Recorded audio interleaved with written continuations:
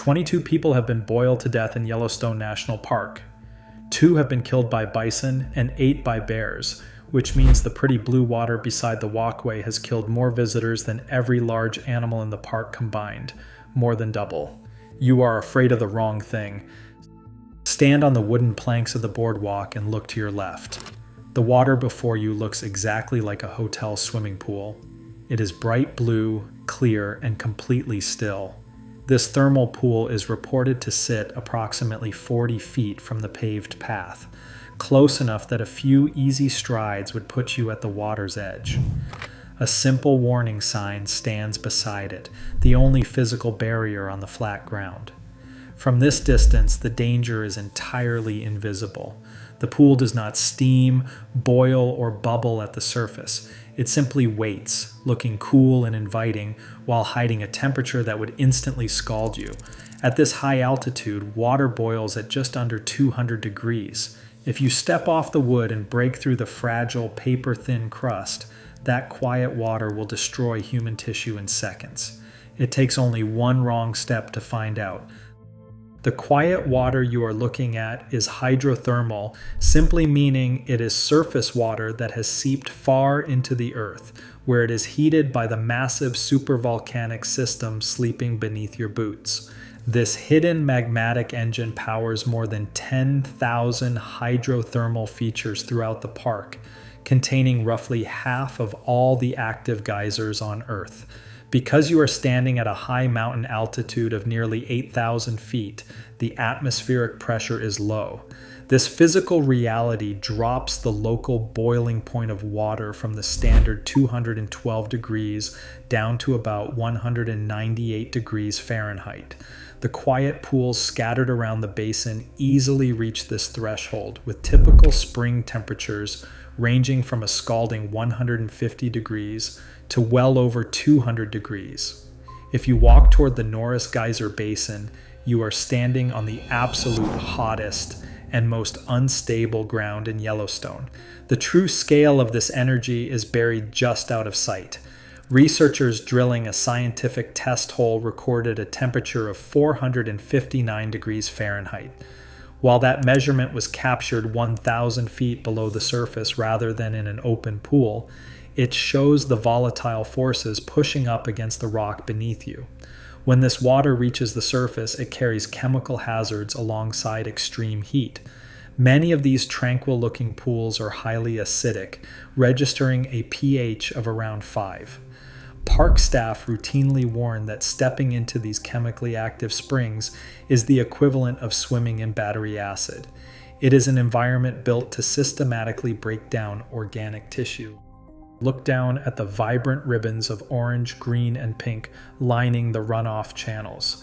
You are looking at trillions of thermophiles, microscopic bacteria that thrive in environments that would instantly liquefy human skin. These organisms act as a biological thermometer. Below 167 degrees Fahrenheit, colorful cyanobacterial mats carpet the shallow water. But as the water temperature rises toward the boiling point, these colorful species die off. This biological transition reveals a deadly paradox. The most striking clear blue pools are completely sterile because the water is far too hot for even these specialized bacteria to survive. Where the water runs hottest, the mineral-rich runoff leaves behind a thin, fragile shelf of silica-rich sinter. This pale crust often stretches out over the pool like ice over a pond, hiding scalding water beneath a surface that looks solid but possesses the structural strength of a wet paper plate. The wooden boardwalk beneath your feet is the only ground guaranteed to support your weight. Step off it, and you trust your life to a fragile mineral shell. In June 2016, a single week documented how quickly visitors step past these boundaries, moving from legal citations to physical injury, and finally to a fatal mistake. It began when park rangers cited 6 tourists for walking off trail directly onto the fragile thermal shelf of Grand Prismatic Spring. The very next day, on June 6th, a father carrying his young son stepped off the designated path in the Upper Geyser Basin near Old Faithful. Both broke through the crust near an active geyser vent, sustaining severe thermal burns to their feet and ankles that required the boy to be hospitalized. But the warning signs and the fresh news of those injuries did not stop what happened next. On June 7th, less than 24 hours after those burns, a 23-year-old man and his sister arrived at the Norris Geyser Basin. You stand on the same wooden planks where they made their decision.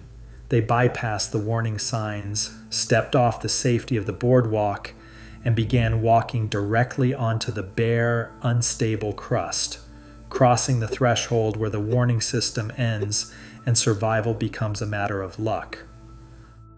On June 7, 2016, Colin Nathaniel Scott was 23 years old, visiting from Portland, Oregon, to celebrate his recent college graduation.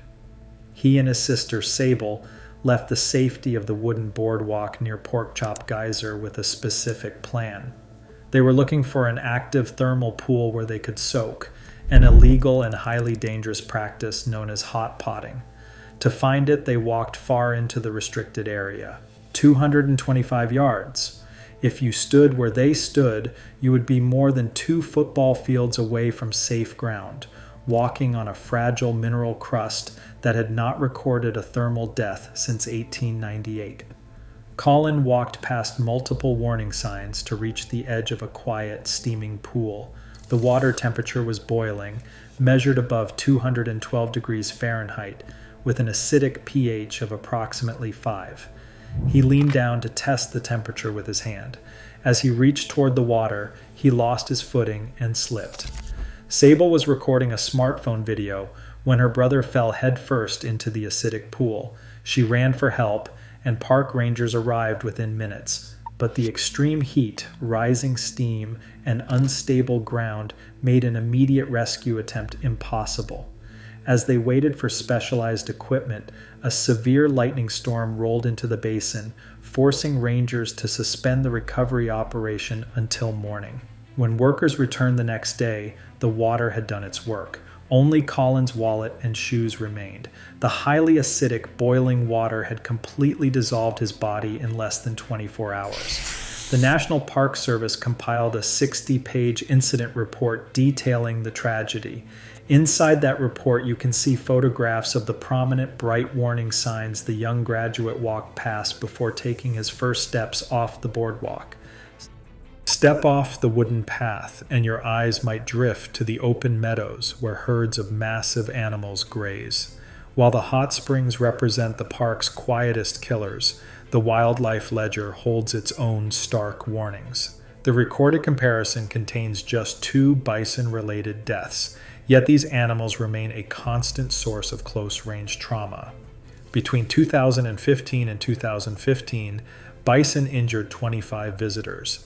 A close examination of those reports reveals a distinct pattern of human behavior. Nearly half of those injured were attempting to take photographs, and approximately 80% had actively approached the animal. Every subject in this supplied injury data set was standing within 6.5 yards of a bison when it charged. The official park safety rule demands you maintain a distance of at least 25 yards, roughly the length of 2 school buses parked end to end. This buffer exists because of a stark physical reality. A bison can run 35 miles per hour and clear a 5-foot obstacle from a standstill. In 2018, a woman was gored while standing directly on a boardwalk. In 2020, a 72-year-old woman was gored after approaching to within 10 feet of an animal. But the earliest documented warning occurred in 1902, in the park's first recorded bison fatality. According to historical accounts, a local man had ignored warnings for years about his privately kept, hand-fed bison. While attempting to demonstrate to visitors how tame the massive animal had become, the beast suddenly turned. The man was killed on the spot, and investigators later documented 29 distinct horn wounds on his body. Shift your gaze past the open bison meadows toward the pine forests. Here, another set of numbers governs your survival. Since 1872, grizzly and black bears have killed 8 people inside the park boundaries. Statistically, this represents a rate of roughly 1 fatality per 26 million park visits. Yet the danger becomes absolute when you ignore the basic arithmetic of physical distance. The park rule demands you stay at least 100 yards away from any bear. Supplied park accounts state that every single fatal attack victim lacked bear spray at the moment of the encounter. In July 2011, a couple hiking in Hayden Valley walked past 2 prominent trailhead warnings. One read "bear frequenting area," while the other gave a direct instruction: if a bear charges, stand still, do not run. On their return route, they met a grizzly mother with her cubs. Instead of standing their ground, the couple made the decision to run and shout. The flight response triggered the grizzly's predatory instinct. The bear pursued them, covering 173 yards before catching and killing the husband. A park ranger later walked that exact distance of the chase, timing the stretch at just 27 seconds. In 2015, the forest claimed another life. A 63-year-old nurse who worked in Yellowstone's own medical clinics went hiking alone and off-trail near Elephant Back Mountain. She did not carry bear spray. Her body was later discovered, showing how quickly the park's dense timber punishes those who step away from the collective security of the established paths. You walk back from the timberline, returning to the open thermal basins where the ground is flat, pale, and deceptively still. Near the fountain paint pot area, the boardwalk guides you past Celestine Pool. This spring is beautiful, crystal clear, and completely silent. Like the other pools in this active basin, its temperature sits above 200 degrees Fahrenheit. On a warm summer afternoon, it looks like nothing more than a quiet swimming pool, inviting and serene. On July 20th, 1981, at about 1 o'clock in the afternoon, 24-year-old David Allen Kerwin from La Canada, California, walked along the same path. He was visiting the park with his close friend Ronald Ratliff. They had driven into the park together to spend the day exploring, bringing Ratliff's dog, a bull terrier named Moosey, along for the trip. As they stood near the edge of the thermal features, the dog escaped their control. The animal ran toward the steaming water of Celestine Pool and leaped directly into the center of the spring. The dog began to struggle in the scalding water, unable to find a way out of the steep-sided pool. Kerwin immediately moved toward the edge of the pool, preparing to go in after the animal. Other visitors standing on the path saw what he was about to do. They knew the water was boiling and that the ground surrounding the pool was unstable. They ran toward him, shouting and screaming for him to stop. They begged him not to step off the path, trying to warn him of the immediate danger. Kerwin did not hesitate. He looked at the bystanders and answered, "Like hell I won't."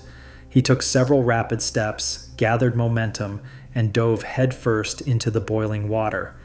The physical reality of stepping into water above 200 degrees is immediate.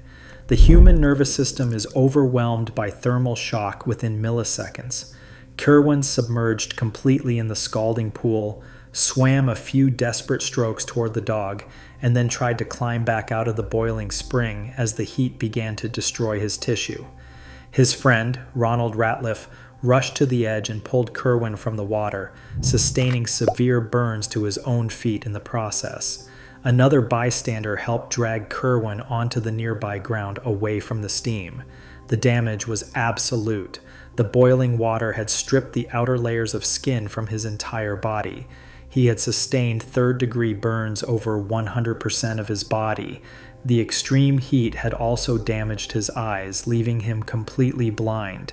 Yet, despite the catastrophic nature of his injuries, the thermal shock temporarily spared his consciousness. As he lay on the ground beside the pool, waiting for medical help to arrive, he was fully awake. He looked toward the voices of the people surrounding him and spoke. He asked, "That was stupid. How bad am I? That was a stupid thing I did." An ambulance transported Kerwin to the park's medical clinic, where doctors stabilized him before he was airlifted across state lines to a specialized burn unit in Salt Lake City, Utah. The damage to his internal organs and skin was too severe for medical science to correct. He died the following morning in the hospital. The dog did not survive either, dying in the pool shortly after the plunge. This tragedy reveals a recurring basic human instinct that the park's warning signs cannot always suppress: the sudden automatic impulse to save a family pet. This pattern did not begin or end in 1981. 6 years earlier, in 1975, a 22-year-old park employee named Watt Cressy perished after falling into a hot spring. Decades later, in 2001, another visitor stepped off the boardwalk and suffered severe, life-altering burns in a near-identical attempt to pull a dog from a boiling thermal pool. In each case, the physical boundary of the boardwalk was abandoned in a moment of panic, turning a single animal emergency into a human catastrophe. The silent water of Celestine Pool remains exactly as it was that July afternoon. It does not look angry, and it does not look dangerous. It simply waits, 40 feet from the wooden path, a clear blue circle of boiling water that offers no margin for error. If you want to support more investigative storytelling about the hidden dangers of our national parks, please subscribe to the channel. Between 1983 and 1985, park records logged 33 bison injuries, prompting administrators to shift their strategy. They designed a graphic safety poster and placed it directly at park entrances and campgrounds. The illustration did not rely on polite warnings. Instead, it showed exactly what a charging bison does to a human body. Following the launch of this campaign, reported bison-related injuries fell to an average of less than 1 per year for several decades. While these figures remain reported pending full archival confirmation, they suggest a powerful truth about survival in the park. Clear, direct communication can successfully alter human behavior when it actually lands. The tragic outcomes scattered throughout Yellowstone's history do not represent a failure of the warnings themselves, but rather the silent, costly gap between seeing a hazard and choosing to respect it. The boundaries of this geothermal environment can be reduced to 4 practical rules of physical survival. The wooden boardwalk under your boots is the only reliable map of solid ground in the basins. Every step off these planks is a blind gamble against a thin crust of silica sinter that conceals scalding water.